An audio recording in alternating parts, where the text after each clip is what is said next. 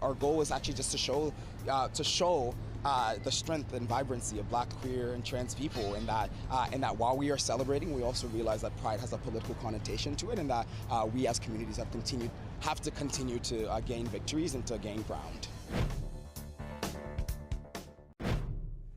There was tension and some confusion in Toronto today after the group Black Lives Matter put the city's Pride Parade on pause. Sunday's 30-minute shutdown was meant to call attention to marginalized groups' experiences at Pride, but the Toronto Police Union calls it a slap in the face to all police officers. What effect will the sit-in have on relations between the police and LGBTQ and Black communities? Joining me now is Rodney DeVerlis. He is co-founder of Black Lives Matter Toronto. Good to see you, Rodney. Hi, thank you for having me. Okay, let's just start with what the goal was in trying to stop the parade or pause it anyway and negotiate with Pride organizers. Why did you guys decide to do that?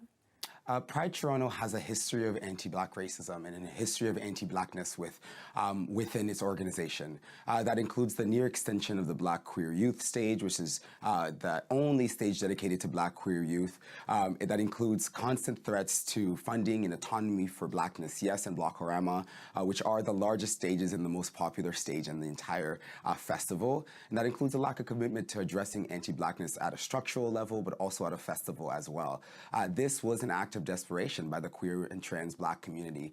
This was an attempt to have a public conversation about anti-Blackness within Pride, and this was an attempt to make Pride more inclusive for Black and other racialized LGBT Torontonians. Okay, fair enough. It seemed to me, watching from here, that the message was about policing and Black people and policing. So I'm a little bit confused now. Who was the message directed to? The Pride people or police? Because you also had demands of the Pride people about police inclusion. So I want to be very clear in that I think that out of the 9 demands, there was one demand about police inclusion. But that's the only demand that I've done at least a dozen interviews today that have been continually coming up and cycling. Yeah. So I actually really want to make sure that we take into consideration that of 8 of the 9 demands had nothing to do with the police. They're actually directly related to community. They're things like making sure that ASL interpretation is provided, making sure that Black queer youth is guaranteed funding and support, making sure that Blackness Yes doesn't have threats to its autonomy and is adequately supported. And yes, one of the points is making sure that there's no police floats within Pride Parade and within Pride festivities. Acknowledging the tense relationship between police and not only the Black community, but a lot of other marginalized LGBT communities as well. Okay. Acknowledging the unsafe relations between the police and those communities, and acknowledging that we want to create a Pride that's more safe for Black folks and other marginalized people. Okay, I want to obviously talk about the issue around police, but do you think that the Pride Parade, that was the appropriate time to try and get them to listen to some of your messages about inclusion and exclusion, given that it is a parade to celebrate inclusion, really, right? I think it's really interesting. There is no appropriate time to talk about anti-Black racism, and every time is appropriate to talk about anti-Black racism. A conversation we're having here are about lives. When we talk about the police, we're talking about lives that have been lost and violence. Sure, but you guys were the special guest of the Toronto Parade, right? And so you took that and you sort of turned it on its head to make a political point. Yeah, and I think that, everyone is talking about 30 minutes, but we also have to talk about the months beforehand. We have to talk about the conversations that have been happening for years amongst Black queer youth and Blackness Yes, and the lack of platform that these groups have had. So yes, the Black community did get honored. We as Black Lives Matter Toronto received the honored group status, but while that happened, we knew that there were conversations about making Black queer youth extinct. There's no honor in anti-Black racism. So we see a hypocrisy when you honor one group to get social capital, a group that's talked about in the media a lot, a group that will make the parade look good, but simultaneously disenfranchising the community that the group represents. Okay. You see that there's that contradiction there. Yeah. Let's talk about the policing issue, and I recognize it wasn't just about that. That was one part of the demand, but it certainly is part of the reason why Black Lives Matters exists, right? And one of your issues is clearly with the police. There's a gay Toronto police officer, I'm sure you've read this, his name's Chuck Kranglis, who wrote this letter about Toronto Pride, and he said, exclusion does not promote inclusion. And that was his first Pride Parade out as a police officer yesterday, and he really felt that was the wrong message. Do you think it makes sense at a time, post Orlando, to have police left out of a celebration of the gay community? I think it's really important to also note that the demand is, and in response to that open letter, we are not saying that individual gay, lesbian, and transgendered cops can't participate in Pride. What we're saying, though, you should participate without the uniform, participate without the dozens of police cars that walk through, participate without the symbolism of the corrections bus, I know, which is used to imprison Black, Indigenous, sex-working, street-involved LGBT people.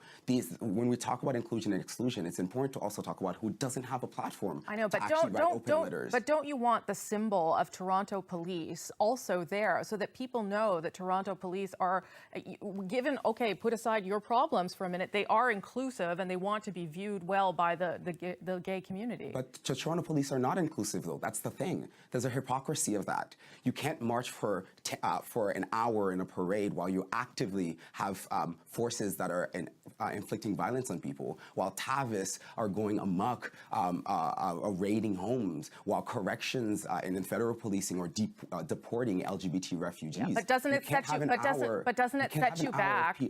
But doesn't it set you back to leave them out of another community that was long marginalized? I guess that's my point. Isn't that a step backwards to try and take something away from a group that's fought to get where they are in order to get what you need to get? But is there a difference between LGBT communities and Black LGBT communities? Are we not a part of this group as well? Are we not a part of the group that actually fought for and actually were the ones that were leading the queer liberation movements? I really want to challenge that discourse that really that separates out Black issues versus LGBT issues, because what it does is it silences the thousands and thousands of people who live in the middle, and the thousands and thousands of people that actually want to come to Pride, that want to feel included in Pride, but they cannot because of the presence of police. Okay, Pride Toronto's theme this year was "You Can Sit With Us," and "You Can Sit With Us" came with an understanding that everyone has a space at the table. But reality situation is that I have friends who cannot go to Pride, who will not go to Pride because of history of criminality, because everywhere they go they get carded, and because really the presence of police is triggering for them. Okay. How is that acceptable? Let me just end on this. The executive director, as you know, has said he may not follow through on everything that he signed off on to get the parade back on track, but he wants to have consultations with everybody and bring this conversation, continue this conversation. Is that good enough for you? No, absolutely not. That's unacceptable. I think that, like I mentioned before, the 30-minute sit-in, there were months of conversations, at least years of conversations. The Black community escalated, the Black queer community and trans community escalated to that based on frustrations that we were not being heard. Reality situation. These were not new issues to the executive director. There was no shock in that. The tactic was shocking, but the messaging was the same. So the challenge to Pride Toronto then is if you're not going to follow it through the demands of the Black community will call you out and will hold you accountable to that. Okay, I'm going to leave it there. Rodney DeVerlis, good to speak with you. Appreciate your time. Thanks very much.